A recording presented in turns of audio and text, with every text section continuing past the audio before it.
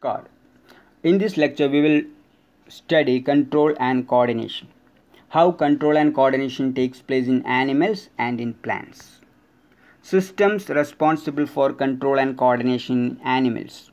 There are mainly two systems for the control and coordination process in animals. One is nervous system and the other is endocrine system. Nervous system.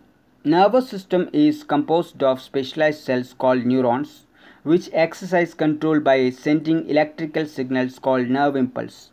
So here communication takes place by means of electrical impulse. It's very important. Electrical impulse can reach tissues and cells. The nervous tissue is speedy and flexible, but its effect is localized. So this is the limitation of nervous system. It's highly localized. Endocrine system. It consists of specialized glands which bring about control by sending chemical messages called hormones. The hormonal control is usually slow acting and its effect is diffuse. Diffuse effect means hormones can reach each and every part of the body through blood. Nerve impulse cannot reach each and every tissues because neurons are not innervated or connected to every tissues or cells.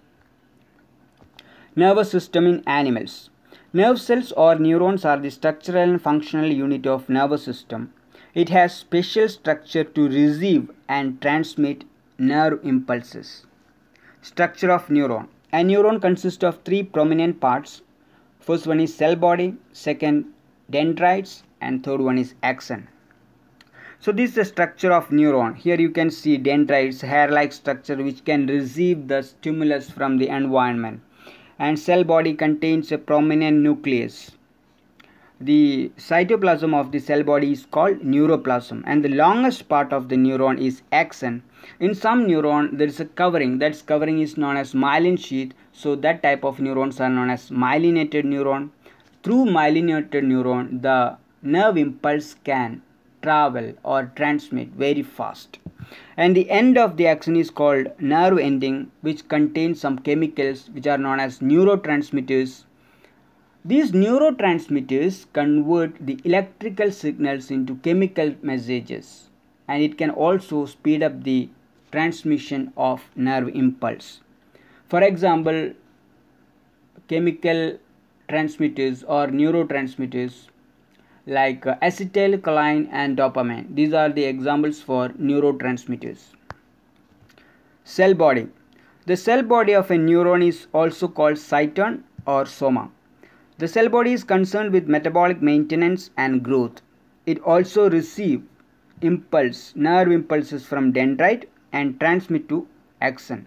So what is the function of cell body? Receive nerve impulses from dendrites and transmit them to axon. That's the function of cell body, and also metabolic maintenance. Dendrites. Dendrites are the part of neuron where sensation is acquired. The information then travels as electric impulse towards the cell body. So dendrites receive impulse or stimulus from the environment and transmit to cell body. Axon. It is the longest part of the neuron. The axon conducts nerve impulses away from the cell body. Special properties of neurons. They do not divide. Neuron has no capacity for division. They are not repaired when injured. Use only glucose as respiratory substrate. Here respiratory substrate means we know that inside the cell the process of respiration takes place. Glucose is oxidized to give carbon dioxide, water and energy. So here glucose is used as a respiratory substrate to generate energy. Some cells can use glucose, protein and fat as the respiratory substrate, but nerve cells can only use glucose. Then they die if deprived of oxygen for over 5 minutes. So if there is no oxygen present in the nervous tissue, it cannot function, it may die, definitely. So glucose and oxygen are essential for the functioning of neurons. Types of neurons. Neurons can be classified into different types based on their function. Sensory neurons, motor neurons, relay neuron. Sensory neuron. These often occur in sensory organs or sensory organs and receive stimuli by their dendrites. It transmits impulse towards central nervous system. So central nervous system is main part of our nervous system, which consists of brain and spinal cord. Motor neuron. It transmits impulses from central nervous system to effector organ. Here effector organ means where the effect is produced. Effect is produced in muscles or in glands. So what is the effect in muscles? Muscle contraction. When we touch any object, we remove or withdraw our hand. How? Because it is due to the contraction of muscles. And what is the effect that takes place in glands? If impulse reaches to the glands secrete hormones or enzymes. That's the effect though. That's why effector organ, we call it as effector organ, because effect is produced there. Relay neuron. It serves as a link between sensory neuron and motor neuron for distant transmission of nerve impulse. So relay neuron receive the impulse from the sensory neuron and transmit to motor neuron. In case of reflex action, that sudden action performed by a body, this relay neuron works as a connecting link between sensory neuron and motor neuron. Then effector organ.